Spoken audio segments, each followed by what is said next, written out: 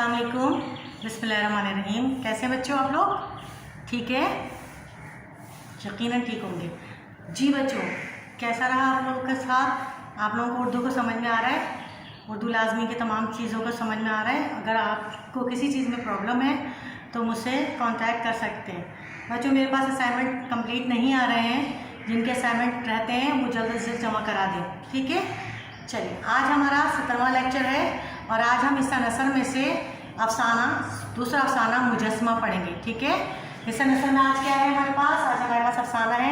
अफसाने की डेफिनेशन मैं आपको बता चुकी हूँ कि अफसाने की तारीफ क्या है, अफसाना किसे कहते हैं, ये सब मैं आपको पहला अफसाना जब मैंने आपको पढ़ाया था तो मैंने आपको बता दिया था। ठीक है, आज का उन्वान है हमारे पास अफसाने का मुजस्मा और अफसाना निगार यानी लिखने वाले राइटर जो मुसन्निफ हैं, जो नसर निगार हैं, वो हैं गुलाम अब्बास। ठीक, आज हम अफसाना मुजस्मा पढ़ेंगे किताब में से और उसका खुलासा करेंगे और अफसाना निगार गुलाम अब्बास साहब का तारुफ पेश करेंगे। ठीक है, अब बच्चों जैसे मैंने आप लोगों को बता दिया कि जो है कलाम पे तबसरा या नसर निगार पर तबसरा किस तरह आता है, पहले एक दफ़ा मैंने बता दिया सर सैयद अहमद ख़ान के उसमें, तो अब आपको उसी तरह से बाकी के नसर निगार या मुसन्निफ के जो है नसर निगारी पर तबसरा इसी हेडिंग्स के साथ इसी तरह से करना होगा।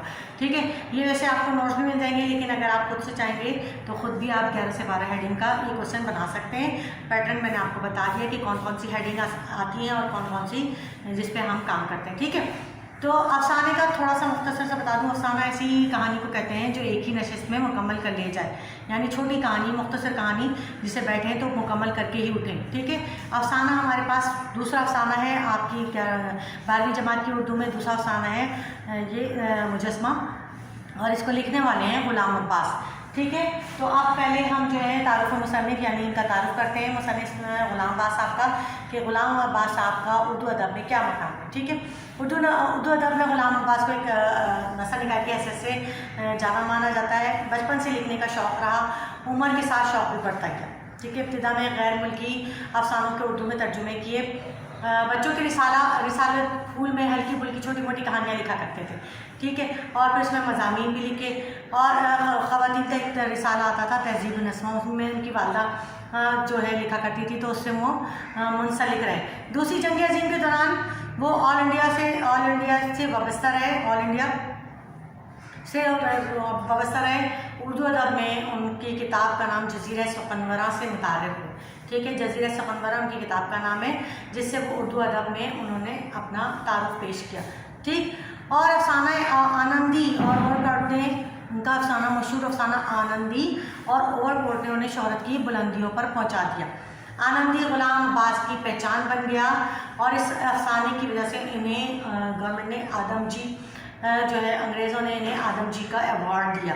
ठीक है, गुलाम अब्बास को शायरी से भी बेहद लगाव था और वो शायरी भी करते थे, लेकिन जब उनसे पूछा गया कि आप शेर क्यों नहीं कहते तो उन्होंने कहा मुझ पर एक दौर ऐसा भी आया कि मैं शेर कहने लगा, मुझे वो कुछ गैर प्यारी से महसूस होने लगे तो मैंने उनको तल्फ कर दिया, यानी मैंने उनको ख़त्म कर दिया। ठीक है, और उर्दू अदब में जो है गुलाम अब्बास एक जो है अफसाना निगार की हैसियत से मौजूद हैं और उनकी अफसाना निगार की हैसियत से उनकी जो वैल्यू है वो उनके बारे में नाक़दीन क्या कहते हैं उनके बारे में तो मैं आपको थोड़ा सा बता दूं कि सैयद अनवर कहते हैं कि 1947 ने हमें 2 तोहफे दिए। ठीक है, 1947 की जंग आज़ादी के बाद हमें 2 तोहफे दिए, एक पाकिस्तान और दूसरा गुलाम अब्बास।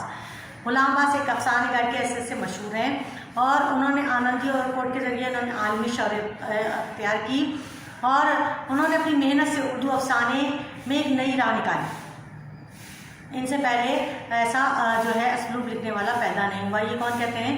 ये इनके बारे में कहते हैं सैयद अनवर। ठीक है, फिर अहमद जमाल पाशा उनके बारे में कहते हैं गुलाम अब्बास की कहानी मुजस्मा इनकी कमाल फ़न का मुजस्मा है। आनंदी, जाड़े की चांदनी, कैनवस, जज़ीरा सकंदरा ये इनके अफसानवी मजमूए हैं। ठीक है, ये था छोटा सा खुलासा, ये छोटा सा तारुफ गुलाम अब्बास साहब का। अब आते हैं हम मुजस्मा अफसाने की तरफ। ठीक है बच्चों, किताबें निकालिए और अफसाना निकालिए मुजस्मा। ठीक है, मुजस्मा देखें, इसमें गुलाम अब्बास लिखा है गुलाम बादशाह अपनी हसीन जवान मलका को दीवानावार चाहता था, मगर दिल में इसकी उल्फत पर नाज करती थी, मगर फितरतन वो औरतों के बहियों और खुदसर तक से थी जो दुनिया में किसी का सामान होकर नहीं रहता। देखिए बच्चों, मैं पूरा खुलासा पूरा सबक तो पढ़ नहीं सकती क्योंकि टाइम शॉर्ट है, लिहाजा आप इसको घर में पढ़िएगा। मैं इसका खुलासा आपको पेश कर देती हूँ। ठीक, तारुफ मुसन्निफ मैंने आपको पेश कर दिया, अब मैं इसका जो है खुलासा आपको पेश कर रही हूँ।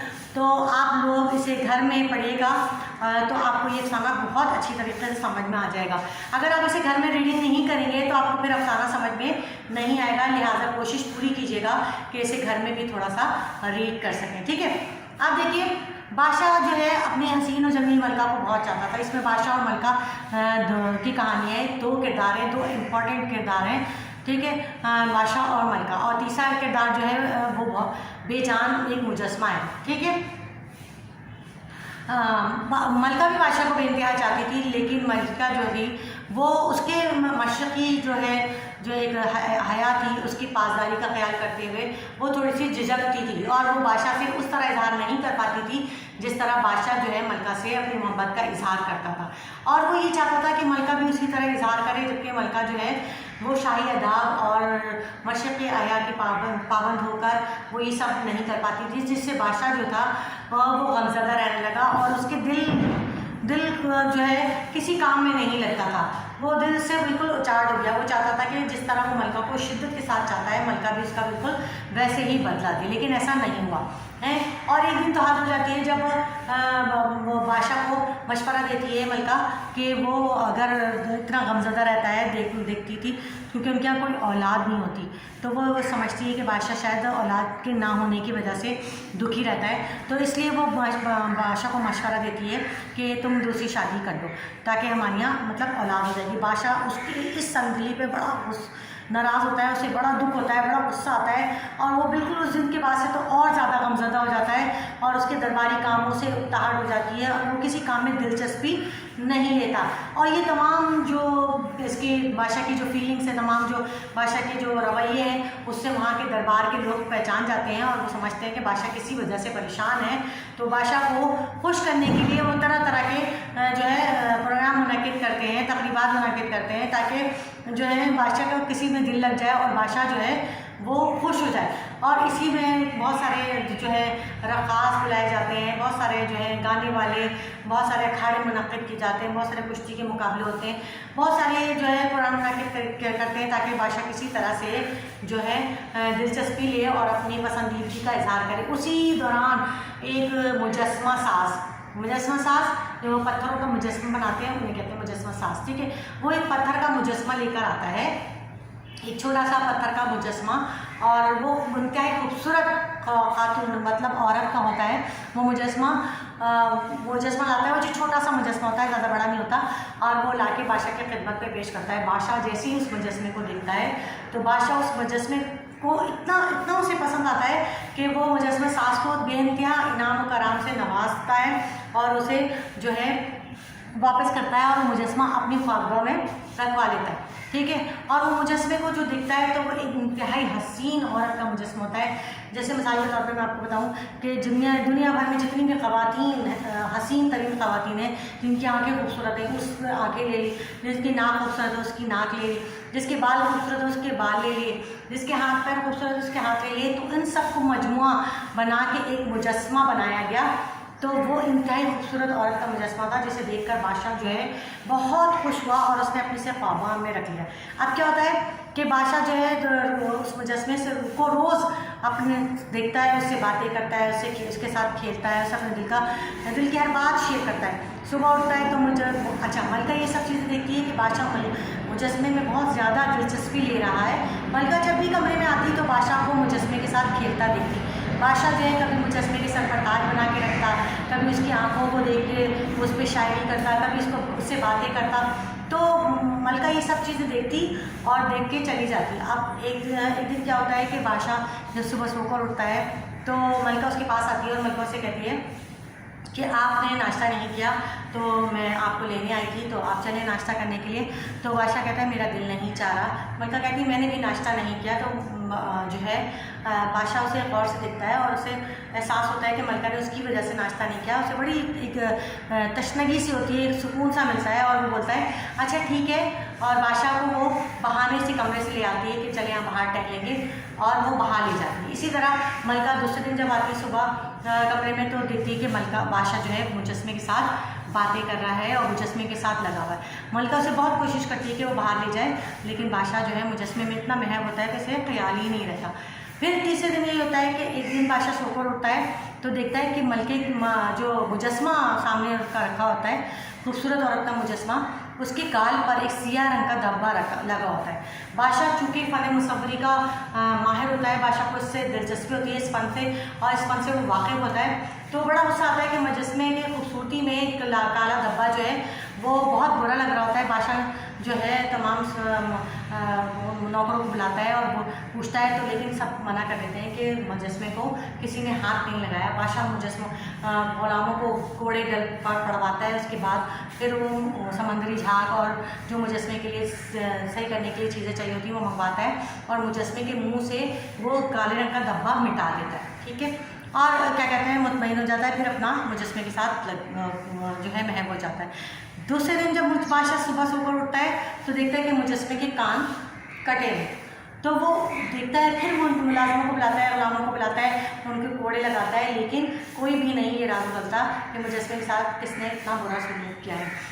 और जो है फिर वो मुजस्मे के कान को खुद से सामान मंगवा के उसको कान ठीक कर देता है। तीसरे दिन उठता है तो देखता है कि उसकी मुजस्मे की आंखें फूटी हुई होती हैं। तो वो कहता है कि ये मुजस्मे के साथ क्या हो रहा है। बादशाह कुछ समझ रहा होता है, लेकिन वो तमाम जो है गुलामों को बुला के मुजस्मे के बारे में पूछता है, फिर सबको कोड़े लगाता है और जो है मुजस्मे को फिर से ठीक कर देता है। लेकिन जब आखिरी दिन होता है और वो बादशाह सोकर उठता है तो देखता है मुजस्मा किरची किरची कमरे में पड़ा होता है।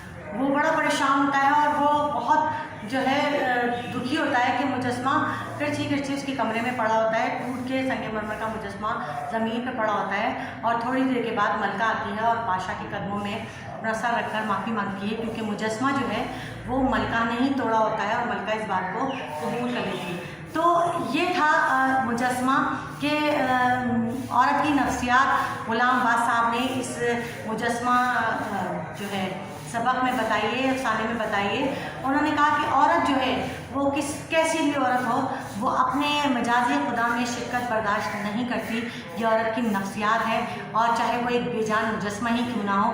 वो मलका जो है शुरू में बादशाह का इंटरेस्ट देखती है, और जब देखती है कि बादशाह की दिलचस्पी पूरी तौर से एक मुजस्मे में हो रही है, तो वो क्या करती है, वो उस मुजस्मे को शुरू में नुकसान पहुंचाती है और बिलाकर उस मुजस्मे को तोड़ फोड़ देती है, क्योंकि वो बिल्कुल बर्दाश्त नहीं कर सकती कि वो उसके शरीके हयात के साथ जो है शेयर करे, चाहे वो एक मुजस्मा ही क्यों ना हो। गुलाम बास ने इसमें औरत की नफ्सियात को बड़ी उम्दा तरीक़े से पेश किया है, और इसका हर्फ़ आखिर भी यही है, इसके हर्फ़ आखिर की हेडिंग यही है कि इस अफसाने में गुलाम बास ने औरत की नफ्सियात को बयान किया है, और उसने बताया है कि औरत चाहे कैसी भी हो, वो कभी भी अपने मजाजी खुदा में शिरकत बर्दाश्त नहीं कर सकती। ठीक है, तो ये था मुजस्मे का खुलासा और अफसाने का मुसन्निफ़ का तारुफ, और इस नसर में से हमारे पास ये आज हमारे पास मुजस्मा मुकम्मल हो गया। ठीक है बच्चों, अब आपने करना क्या है, आपने इसको रीड करना है। ठीक है, रीड करने के बाद आपको मुजस्मे का खुलासा बिल्कुल अच्छी तरह समझ में आ जाएगा, और इसके जो क्वेश्चन आंसर हैं वो भी आपने देखने हैं और उनको समझना है, क्योंकि जब आपने मुजस्मे का खुलासा समझ लिया तो क्वेश्चन आंसर करने में आपको कोई मुश्किल नहीं होगी।